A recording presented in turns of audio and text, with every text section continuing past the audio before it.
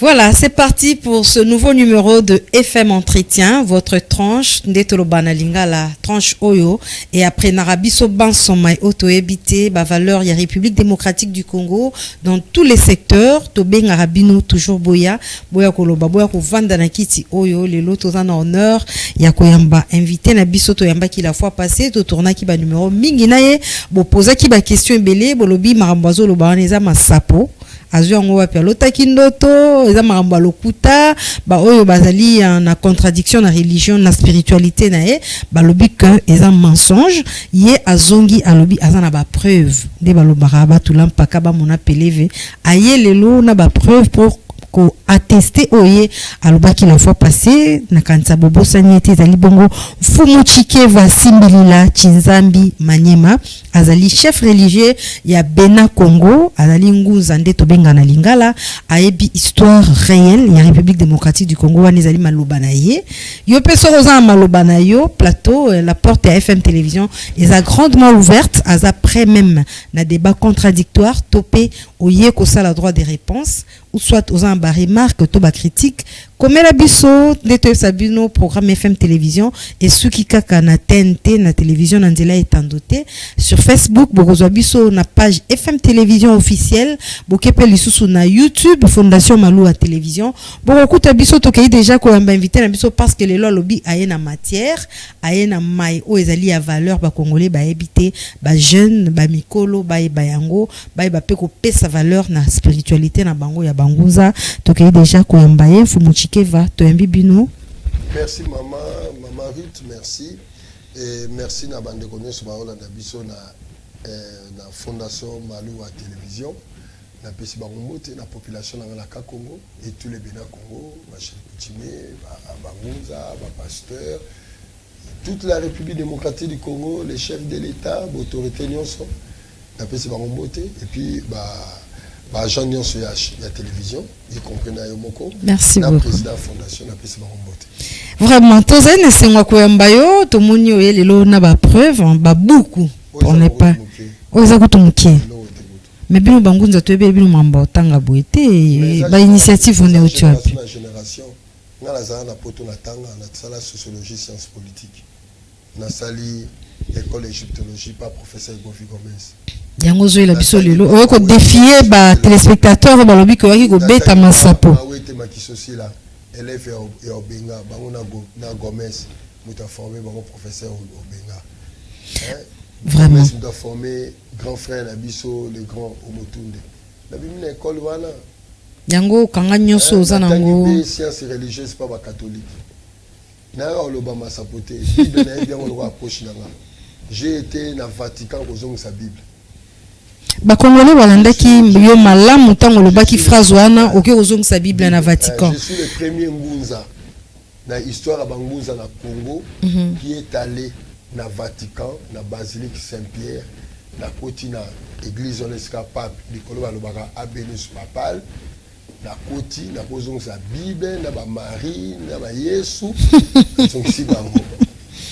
Ozaki convaincu te na otanga ki na kati kuna? Non, parce que ça lokuta c'est la machine néocolonialisme derrière discours ya roi belge chez Lobiango. Toko décortiquer ngopé hein pour que to prouver ba téléspectateurs ba bi tout mbala oyo ozanga maloba. Problème ezate. Nazanga na mina lobité nazana monopole à mayele. Mais on nazana ngoza quand même belé go salisa bato. Koko salisa bato. To beta na histoire en vraiment ya religion. Otangi ba prophète to ba précéda ki bino, ba prophète ya lelo bangunza o ba banda ki religion africaine, ba banda ki spiritualité ya ba koko.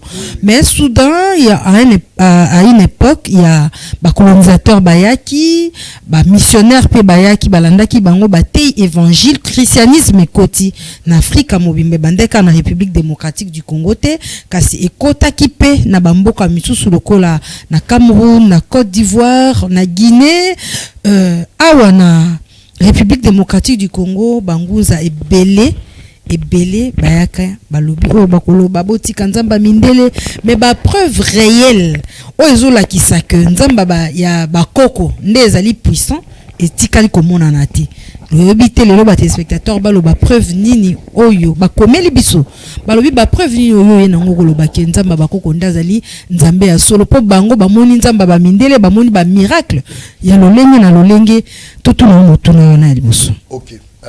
Na sa réponse sur la 3 volets. Ya liboso tango bango bazolo ba concept nzambe je comprends bazana idée ya motu moko na mande favana likolo na ba angelo. Mais koko na ngai n'a pas ce concept là.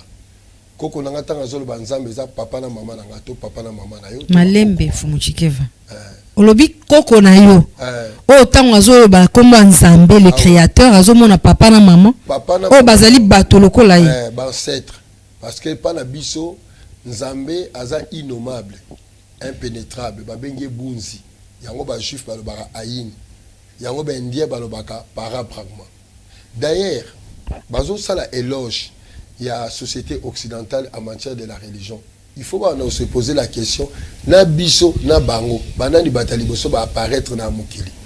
C'est totalement dans l'histoire, les preuves sont là. Dans le livre antériorité des civilisations d'échec Anta Diop. Banani baza batali boso to batali boso za biso batumundo. Batumundo baza batali boso ya mbo ya mindele parce que mokili botami na bassin du Congo, la région des Grands Lacs.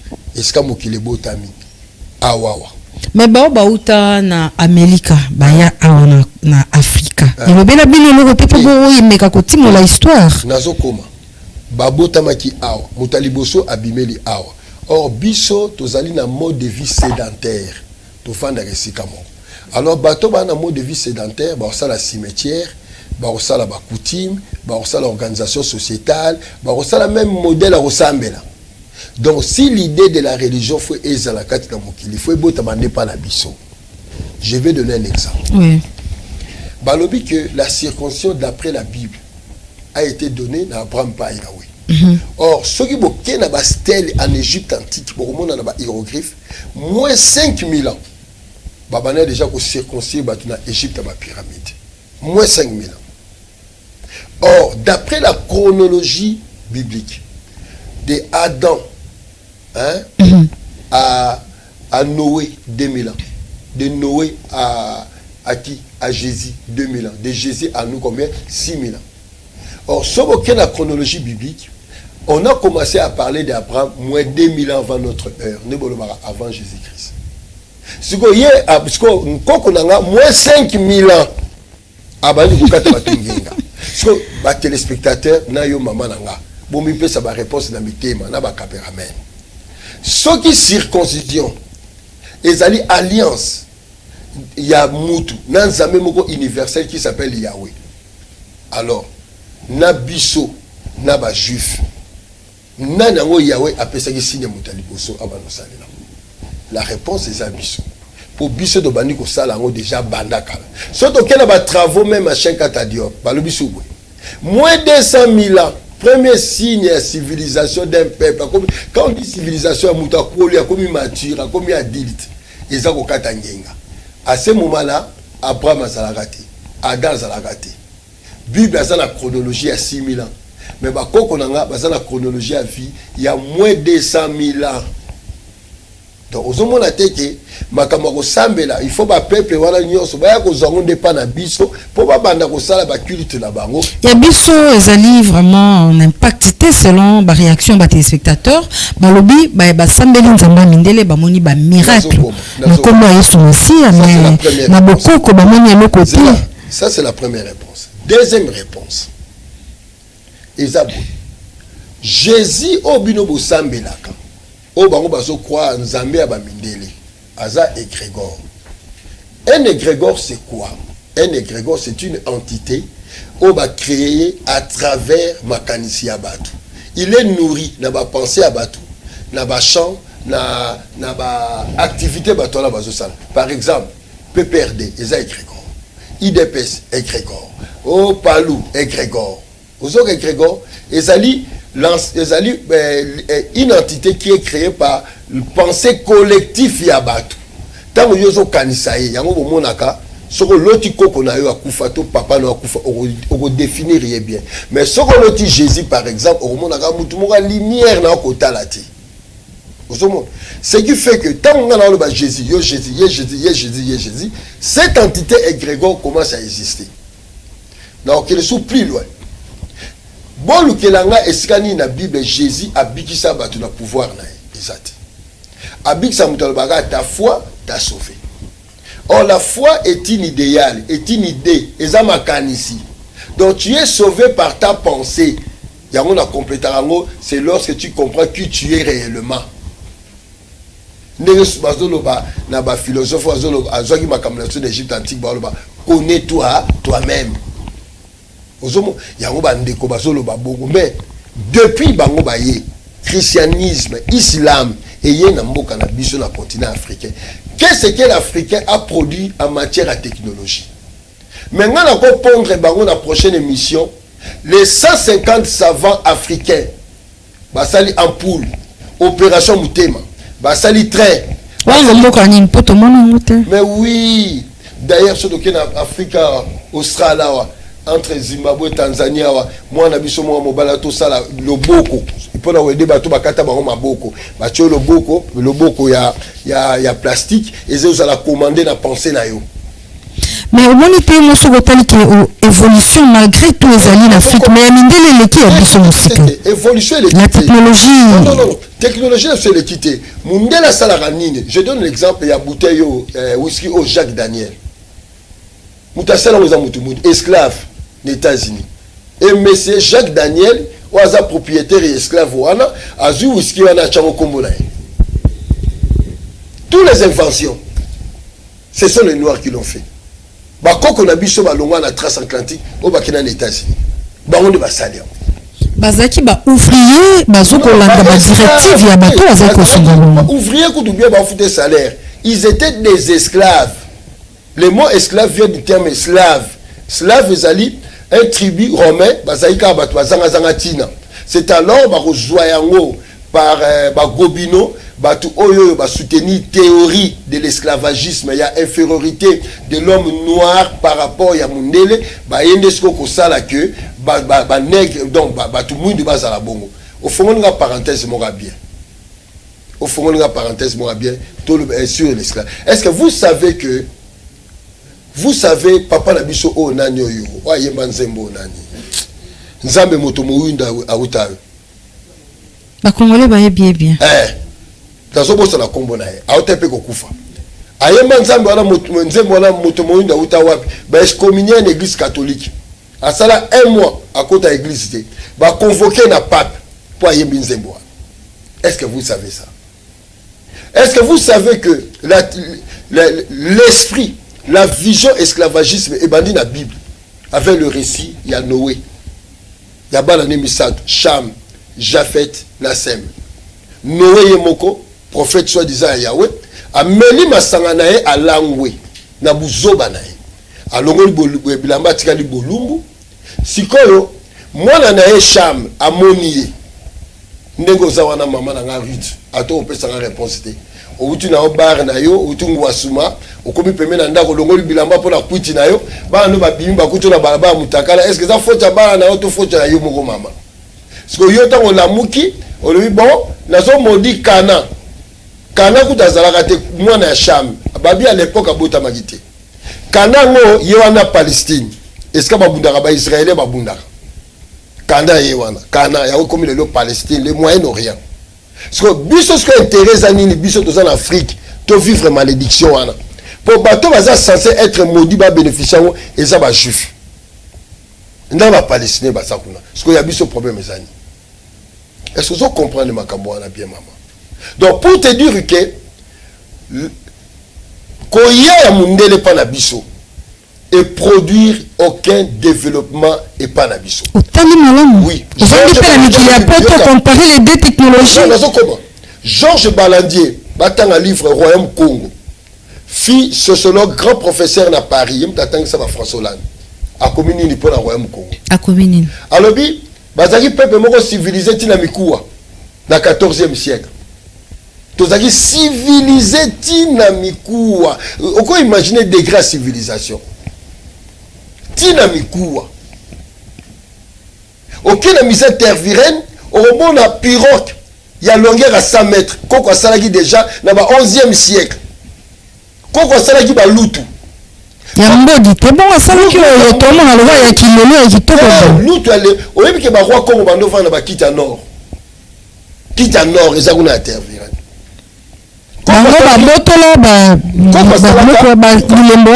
Koko Asalaka cercueil na forme ya valise. Ils ont intervenir. Déjà. À ce moment-là, Mundele a zagi le film à Tarzan. Et d'ailleurs, ce qui est dans la stèle en Égypte antique, tant qu'on a classifié la population. Babi égyptien, nibien, asiatique, et Mundele a l'élo, à qui n'a su qu'à passer à zagi barbare. Hérodote va reconnaître yango. La classification ya batu. D'abord, Mundele a eba ikolobati. Faut le bambouille, faut le bambouille, ba le barabongo. Puis on ne connaît pas langue ba yeba kolobate ba koko na biso o appris na ba mindele koloba. Oyebi fima moto do tala Tarzan, mona moko ba nyama ba lokota kae na zamba. Mindele basaka bongo. Nos ancêtres ont colonisé ba mindele mais au sens positif. Yango moni bango nyoso ba Hérodote, ba Pythagore, ba Thalès, tous ces gens-là c'est prouvé scientifiquement. Beaucoup autant même livre Oyo.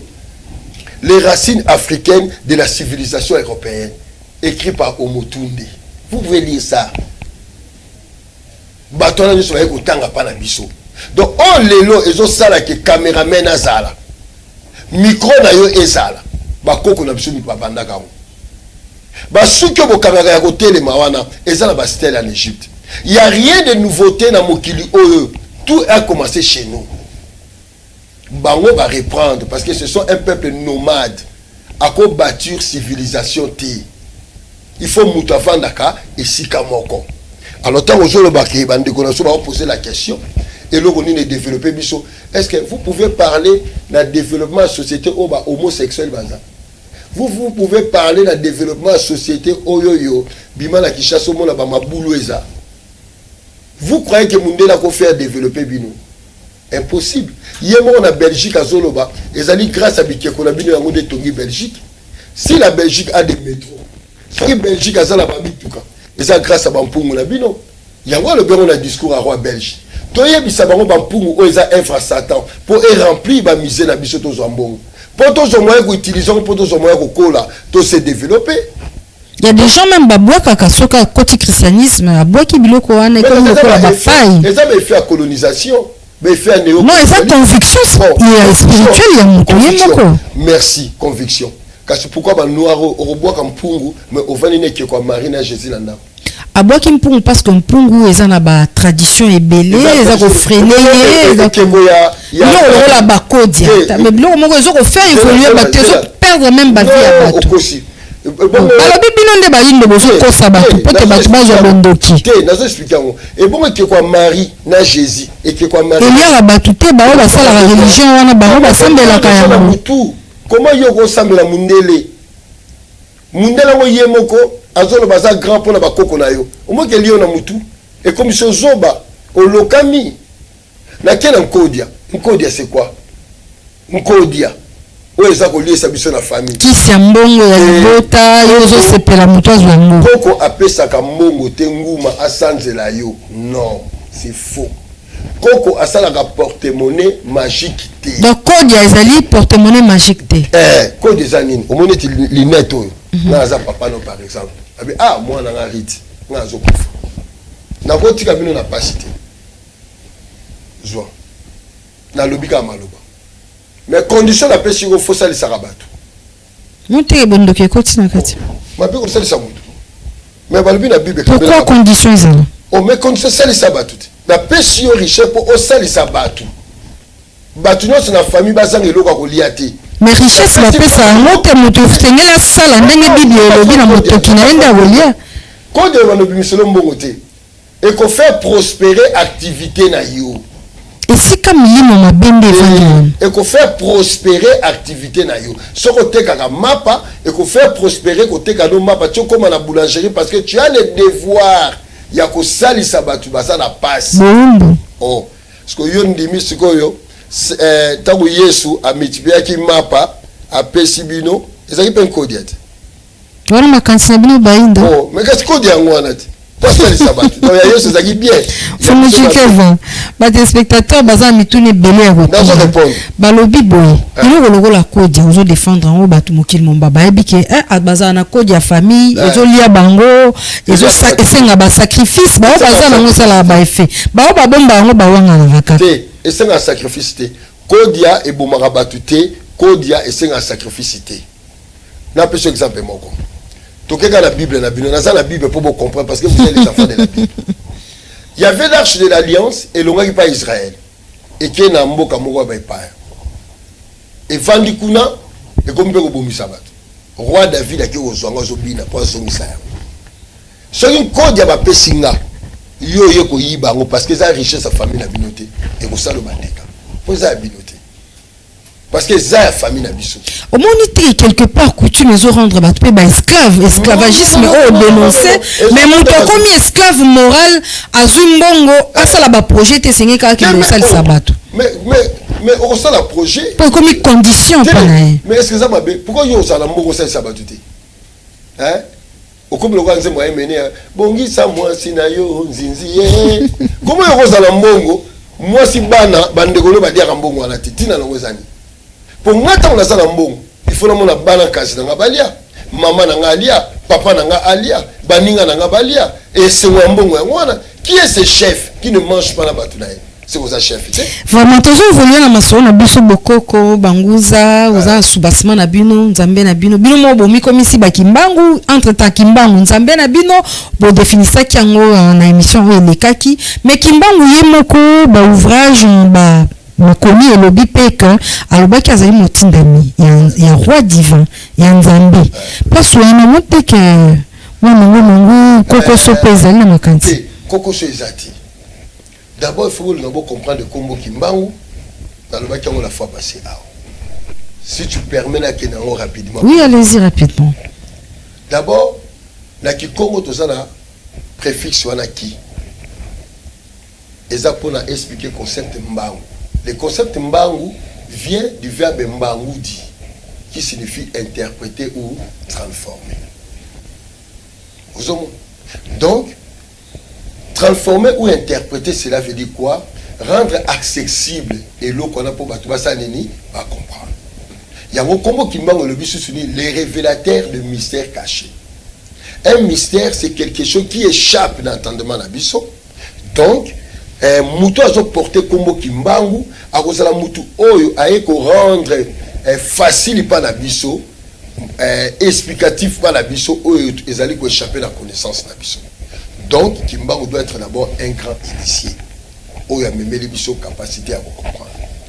Donc la deuxième définition à kombo wana na mbangu tozo yoka ko courir. Or nous avons le mba qui est le fait le ngoudi de la maman qui est la capacité vitale de produire la vie. Donc nous allons dire que Kimbangu c'est aussi le fait qui donne la vie. Dans ces cas-là, Kimbangu devient maman. Mais les gens ont toujours dans la tête maman physique. Or, dans la spiritualité, maman signifie tout simplement le soleil qui produit la vie, le souffle de vie. Et ça, c'est un zambé qui produit le souffle de vie. Dans ce combo. Dans ce combo. Dans ce combo. Na mbangu tozoyoka kokima na lobini po kima foza na 4 éléments mupepe mai mabele na moto donc comment wana ngolo basusu ni mai mupepe mabele moto les 4 faits qui produisent la vie mai epé sa vie mabele epé sa vie mupepe epé sa vie moto epé sa vie donc kimbango les 4 éléments qui donnent la vie d'ailleurs pour la kolamba, tu as besoin de 4 éléments. Donc, quel est pour la 4e fois pour ce nom Kimbangu? Dans l'alphabet sacré, il y a Komboana, parce que l'alphabet c'est quoi? L'alphabet est une cristallisation à son. Quand A, B, après c'est en forme. Nous avons commencé avec les Kimazulu. Après Tokei, Iro, Medune, il y a une continuité. Après, il y a un développement, il y a un phénicien, ainsi de suite. Tu dois avoir forme alphabétique, les lots. Alors, dans le vie A, B, les sons, les mouvements, les sons. Zambaza, son et mouvement. Yoki, à combien peut s'en former. Donc Kimbangu, les cas dans l'alphabet sacré du Yoruba, c'est qui ressemble. Après, nous avons quoi? Les Imbangu. Les I de l'infini.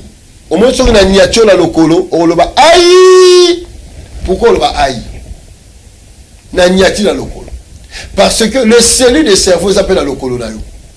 Douleur est traversée, nous autres, nous mobimba. Il y a un aïe. Donc, les sons dans la continuité infinie. Il y a même dans le lobby. Donc, le fait infini qui produit la vie. La vie, c'est quoi? C'est exister. Faire exister quelque chose. Ta capacité de créer.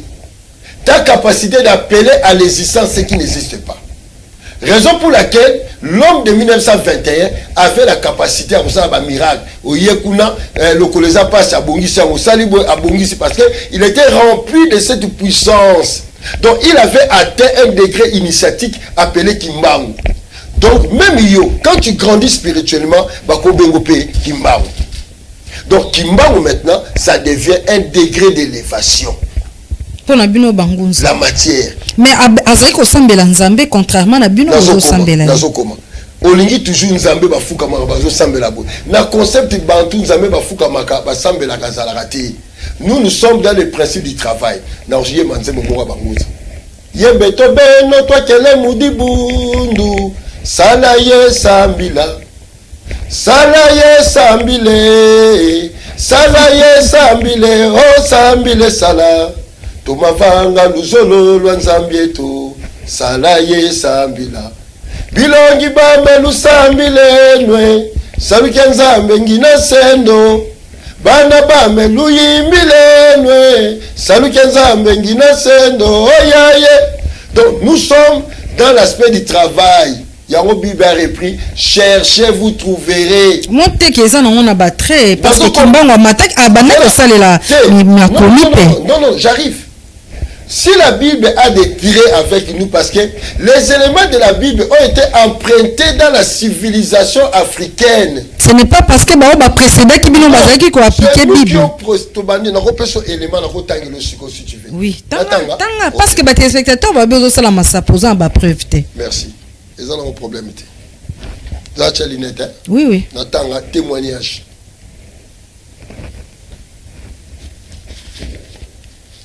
On les a témoignages à nan. Il y a esclaves Nabiso Congo. Ils ont un problème. Ils ont quelques temps Nabimisango. En attendant Obimisango. Makomi wana ozaki ofuye yango tango ozosa la sociologie tout ça. Mutakomi yango, c'est le grand professeur Omotunde. C'est un grand égyptologue, un chercheur en égyptologie, formé par le grand professeur Govi Gomez. Et c'est lui qui nous a écrit ce livre, Yakitoko, Yangoyo, les racines africaines de la civilisation européenne. Donc quand les gens viennent parler de l'histoire Awawa, et il faut tout na bango pe ba source na bango, est-ce que ba ba élément na bango oyo ba yekolobela awa. O ba yekolobela awa. J'avais ça tout de suite là. Oh là là. Oh milimo. Témoignage en Wezolo Bani Nikasi. Bazolo baboué. Bapesa qui est à l'époque, bapesi Bible atanga. Na maître nae. Tanga zo tanga Bible le bi oh. Makamoni so zo tanga awa. Biso bakoko na soto pratique ango déjà bandaka. Ce n'est pas la Bible que vous enseignez à vous pratiquer. Tu ne vas pas avoir même Bible ça. Monte Motomoindo alinga ko apprendre par les écrits. Non, Motomoindo alinga ko apprendre par les écrits. Parce que l'écriture, biso mutokoma yango. Vous comprenez? Donc l'homme d'aujourd'hui qui est l'homme occidental, azali fabriqué na mutu ke nyonso mundele mutasalango. Raison pour laquelle tant que c'était ozo kanza mundele mutasalango te mundela zoka wona na bakoko na yo. Yango eza ko apparaître grand problématique na vie na yo. Donc yango c'est ça le problème. Oh là là. C'est ça qui nous tout à l'heure là. Et tant pour Chrisaka, oui, ozali ko fêter livre non pour que au mona banini wana totuni mutuna mususu boye. toye na colonisation olobi ba koko ba dani ba salaki ba explorateur ba yaki to koti sika na masolo ya colonisation roi belge aye bangonde ba memaki mondialisation na kati Afrika maye o yazaki koloba est-ce que bomeka pe ko tala yango ko comparer na o ba koko ba yebisa bino exactement ezali nazala discours à roi belge à Togotang. Oui, allez-y. Nazala on peut le temps na bimisa ya Gustave de Gama yene kazaki esclave atanga kiango c'est là le temps na bimisango. C'est là, nous avons un deuxième bouquin. Des livres. Position à roi Belge pour soutenir religion noire. Bon, Bayaki pour coloniser Bisso. Bayaki pour coloniser Bisso. Objectif est Yango. La croyance, c'est ça. Landa.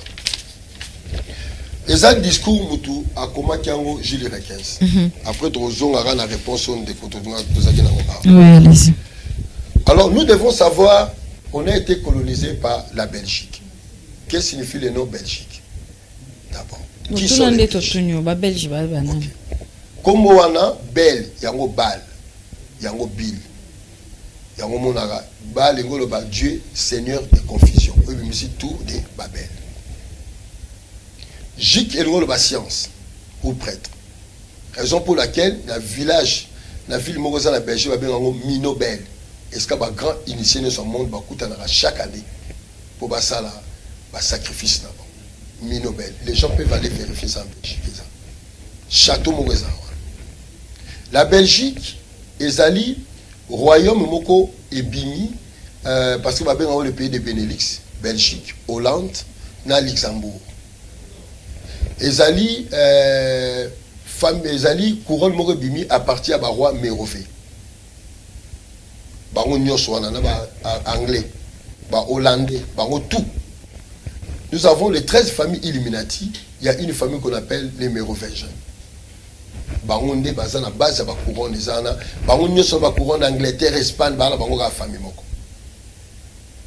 Ba onde ba coloniser biso, les prêtres du dieu Baal. Maintenant les rois belges à l'époque Congo, ils avaient propriété. Congo fallait aller à Anglais. La reine d'Angleterre a béni beau-frère dans la Belgique. A dit moi j'ai assez parce que vous accéder à l'indépendance, vous avez un financement économique qui est à la Makamboa. Nous avons comme d'abord propriété, il y a un roi belge, je m'appelle à Congo, ils avaient aillé, Ndakunaye. Surtout, tu as dit biloko naye, ba mesa naye, ba kiti naye. Alors, tant que vous avez réfléchi dans ma camétali, il y a des caoutchouc, ou des kata bakoko la soba boko, écrivain au Washington, Angleterre, bimisango entre baron dans conflit. C'est alors que le roi belge a coupé sa biche sur Koyona Wapina État belge. Tongo compte en France, mais ma paix c'est sur l'État belge. Et là, alors maintenant, pendant la colonisation, ministre des colonies n'a Gilles Requens. Quand on yambi ba pasteur na ba prêtre na Congo awa azo pesa bango ba recommandation o esengeli basa nini balanda yoka skoma kamazo. Révérend père et chers compatriotes, soyez le bienvenu dans notre seconde patrie, le Congo belge. Patrie na biso mabele na biso.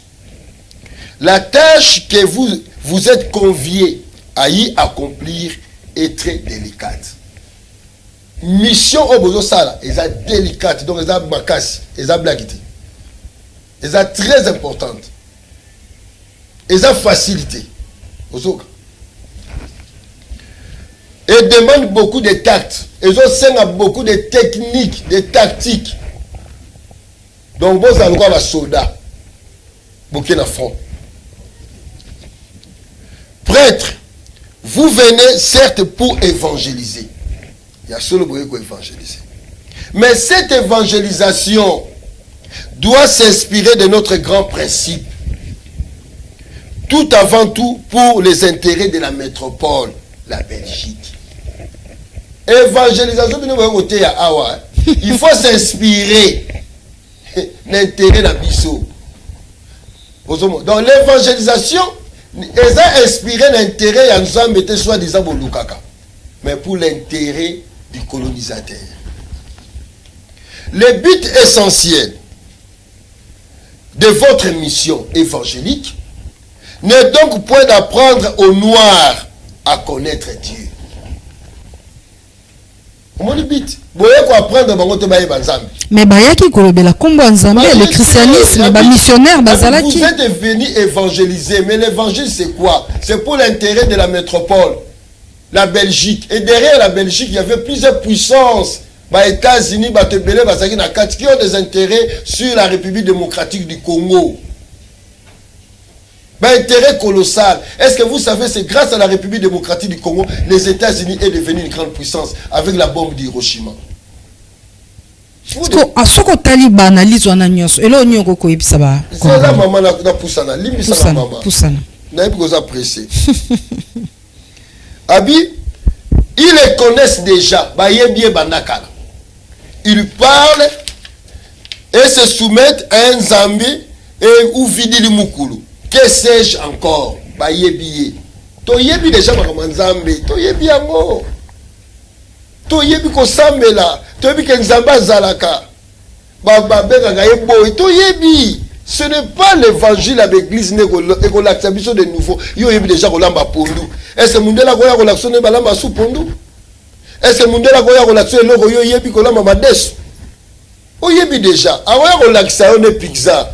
Alors, on a entrecôte de marcassin. Alors, on a entrecôte de jambon. Alors, on a entrecôte de soulard. Mais pour nous, Madesu, Fumbwa, Oyebi déjà. Ils savent que tuer, voler, calomnier, injurer est mauvais. Est-ce qu'on a sur les 10 commandements? Ils ont permettre à Namutu à koba makati ya spiritualité. Mais déjà yebi, pourquoi yebi que yebi ça m'a. Comment t'es soana toloba fermeture wana ko limiter mayele au l'homme noir azanango. Yango ils ont permettre évolution na été. Parce que l'homme blanc chez lui a tikali ouvert, azako yamba évolution à tout moment peut permettre avancer. Aza vérité. Mundele aza escroc. Aende derrière makamuna yo. Oya yomoko aibi yango ayeko présenter le na modèle mususu ya modèle est poussani po boy ko poussani on poussana qui déjà yango na ebisibino on était civilisé depuis le 14e siècle tina mikuwa parce que toyeba ko boma ko yiba makambo za mabe on était conforme avec les divins. On n'avait plus besoin qu'un mundele vienne chez nous nous apprendre à connaître Dieu et les 10 commandements. Pensez-vous que seul avec la spiritualité ya bakoko Tolingaki to évoluer makasi. Mais tu évolues qui déjà? Mais tant que Mundela zo reconnaître Abisso civilisé tina mikuwa dans le 14e siècle. D'ailleurs, est-ce que oyebi que tozaki ba état moko démocratique bandakala théocratique la forme démocratique bandakala tozalaki yango bandakala biso. On n'avait pas besoin Mundela apprendre biso yango. On était démocratique avant même Mundela européen. Mais limite ezalaki évolution réelle ezalaki te fumutikeva toloba penza na bosolo tozalaki na limite te mundele yo azo louer biso habito sambelaka déjà parce que sans passer par la religion ba reçoit contrôle na biso te habito sambelaka to te ya bango te makambo ko sambela po ba ko timbela biso toza miyibi yango to kosa bango évangélisation po ba timbela biso te. Vous comprenez? Cela va continuer. Abiboué. Ayez le courage de l'avouer. Talent on a français phrase de Kito. Ayez le courage de l'avouer. Vous ne venez donc pas leur apprendre ce qu'ils savent déjà. Talent makambuto à lobby. Votre rôle consiste essentiellement à faciliter la tâche aux administratifs et aux industriels. Mon rôle évangélisation. C'est donc dire que vous interprétez l'évangile de la façon qui sert le mieux nos intérêts dans cette partie du monde.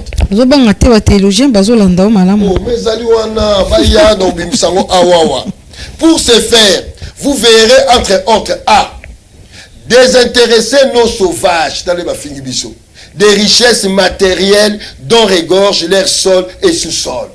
Ayez les pauvres en esprit. Sachant que la République démocratique du Congo est remplie de richesses. Samusu ezo salama na ba minéraux na biso. Si nous sommes unis dans ces pays, nous serons la puissance mondiale incontournable. Mais qu'est-ce qui manque pour que l'unité en ait allé? Nazokoma. Et l'autre ont manqué et pas une abisso parce que nous n'avons pas une religion ou bien une église de l'État où il faut canaliser l'esprit à battre. Pour la bino église de l'État, pour la biche église de l'État, Congo? Non, Bénin Congo, nous avons l'église Kimbangis, qui peut aussi être l'église de l'État. Nous avons aussi Bangouza, Bakoiko Sangana, Bango Nyonso, l'église de l'État, et ça produit pour canaliser ma pensée à Batou, canaliser l'éducation à Batou, canaliser le développement à Batou. Parce que le problème est que les gens dans le bélo Mami Wata, au Banga. So na le belo tati et le komabe o ça la ponde nini so ko za mala mutena ba mami wata na ba sirène tala yo moko ba kombozo bimisa mami wata ba tati wata ba nani tout ça ce sont les mauvais esprits au batu babo waka mauvais esprits nini et bon pour maréchal et vanine grâce à nani mais grâce à mami wata za kuna grâce à mbengu wazali lelo grand génie à Maï. Bon de kiwana yango ba congolais ba jeunes surtout ba lingité na moya lelo fumuki. Ba lingité mais tant pepe kala zo ba mengu bozo bina na pire ba kuba bo sepela giti. Batu ba yebi masolo wana te ba kombo wana batu bazo mona ngolo wa batterie ya musique. Évangile et kabolibino so bo continuer la discours à l'obinin. Abibo désintéresser les noirs na ba ancêtre na bango. Bon l'accès bango ba ancêtre na biso po ya biso ba royoka bango te. Abraham aroyoka ote parce qu'à Zalate, Moïse aroyoka ote parce qu'à Zalate, Jésus aroyoka ote parce qu'à Zalate. Parce que ceux qui ont bengi ancêtre na yo vrai aroyoka osalisa yo. Voilà le but de l'évangélisation. Vraiment, le temps nous presse. Fumuchike va tozo pusana na suka to monyo sosoli vraiment awa ba imbo kabalandi bino malamu tozo komana vers la fin. Olobi unité ndezali bomoko na spiritualité, religion moko comme religion à l'état. To bi keza faisabilité na ngoza difficile parce que ba peuple bazali belé, ba tribu belé, ba croyance pe est belé le na République démocratique du Congo, nous sommes un pays laïque. Ozomona te kozonga na eloko wana eza imaginaire. Non, eza imaginaire. Tenangi na peso passé mon historique ya biso. Tant ba koko na biso ba élite politique précoloniale, tant ba kendaki na table ronde en Belgique. Ba tune papa Kassavou par exemple, ba binde toyo karana ba information de Zanango, quelle sera l'église de l'État pour autant pour sa politique en Boka na. Et Kassavou avait opté pour l'église catholique. Or, il pouvait opter pour l'église kimbaniste. Erreur ezali pour la vie. Erreur ezali. Parce que si l'église kimbangiste n'est azali église de l'État, tout problème au ya biso, tongo ba no résoudre dans na kamba. Tout ce qui tout ka toke kuna. Mais Arabie Saoudite, azali église na eti. Islam. Iran, ba benga la République islamique. Chine, azana ba bouddhiste na ye. Japon, azana oyaye. Congo pe comme la bangunza na. Fumuchikeva. Mais oui, Congo peut faire comme la bangunza na. Congo là ça têtu hein, et aussi batté non, c'est tout à fait normal azala. Christianisme mais c'est botimi si ça que les cabines bangunza. Le Congolais d'aujourd'hui, c'est un occidental. C'est le fils de la Belgique, fils et fille de la Belgique. Yama ben la Belgique noko. C'est tout à fait normal. Azala opposé na oeza valeur identitaire na ye. Ozomo. C'est tout à fait normal à s'opposer. Mais bah, initier des gens qui comprennent Makamoto Zoloba, oui, ils ont raison. Nous devons. Mais oui. Il y a milimo ya zabolonde to bengaka. La magie. Mais nangina comme un logo moko. Vous parlez la zabou, vous parlez la zabou. Ésaïe 45, 1 à 10. C'est Yahweh qui vous dit, c'est lui qui crée la lumière et les ténèbres. C'est lui qui crée la pauvreté et la richesse. Allez trouver Yahweh. Non, Mami Watazaki Satan. Mami Wataza, comment du propre salité qu'on vit. Parce que si Mami Watazaki, c'est parce qu'il y a un Dieu qui nous a tous créés. Tokozong de langue zali parenthèse, tozali ko cheminer na fin à émission na biso, otangi wane zali ba parole, ba écrit, il y a discours, il y a roi belge sur l'Afrique, hein, sur l'homme noir. Toyemba moko na kati ya Congo, sur la République démocratique du Congo, lobi unité, esengeli religion ya malamu pona ba congolais, pona bino bangunza religion ya malamu ezali la religion noire ou ya bakoko est-ce que ça peut un impact sous le long christianisme c'est beau parce que contexte est sur mon côté o bakoko bazaki koyoka mela nyonso balobel bango basali lelo tozana ba jeune o basi ba kei ba comprendre aussi ba comprendre est-ce que ça facile kozongisa ba bon ezali facile na contexte nous pouvons faire ça sauf qu'en France la religion de l'État c'est l'église catholique mais rien n'empêche que protestants ça. Rien n'empêche que Kimbangi ça n'a pas la. On a stratégie pour que votre bandi me la baindo. Donc nous pouvons aussi avoir une église propre à Bisso, basée dans la coutume de Bisso qui est le Kingunza. Il y a un sous-bassement, il y a église au Bisso. Et à partir de là, il faut canaliser mes pouvoirs politiques de Bisso. Donc il y a Bisso que l'islam est côté déjà, protestant côté Zanango, et Zanango est église secondaire. Mais celui qui va primer, c'est notre église ancestrale. Les Kingunza. Les Kingunza. Les Ngunza que vous êtes aujourd'hui. Exactement. Ce qu'on s'allie face à la caméra, au côté de sa population, les Congolais ne sont pas zolanda au global, ils notent la caméra. Ok. Dans le Bélabangouni, en matière, il y a religion. Tout à fait. Okay. Spiritualité. Alors, dans le Baboué, à l'époque ancestrale, on n'avait pas des églises et des religions. La religieuse a vraiment côté pas à travers la colonisation. Maintenant, tokomi na bitoto tokomi na liputa kizoba zoba alors on ne peut pas pourchasser ma frère na biso au bazana ba religion soso d'ailleurs ba religion o ezalelo ezu fondamental nango à partir na biso a plager biso ba dévier ba sali o ya bango ba présenter biso de manière d'une autre. Maintenant pour la stabilité de notre pays nous devons donner la République démocratique du Congo une église propre na ba valeur na et ça possible. Cette église est qu'on prendre sous-bassement na Oba Bengi Kingunza. Donc les Ngunza sont appelés Bazala Ini Bangonyoso. Un état généraux à Bangunza et Salam. Un atelier à Kingunza et Salam. Qui permettrait que sous-bassement moko religieux bimi te proposant à l'État et officiellement une église Ngunza et Salam. Et cette église Ngunza est à l'église de l'État. Et qu'on empêche les protestants, les catholiques, et comme ça, à chaque fois, il y aura un problème sociétal dans le cannabiso. Donc ça, l'appel était catholique, comme on le fait souvent pour résoudre. Nous allons faire appel à l'église traditionnelle parce que notre terre est traditionnelle, c'est la terre de nos ancêtres. Et nos ancêtres, aucun de nos ancêtres a zalaki chrétien. D'ailleurs, maman Kimpavita, Batumba Kaye à cause du christianisme.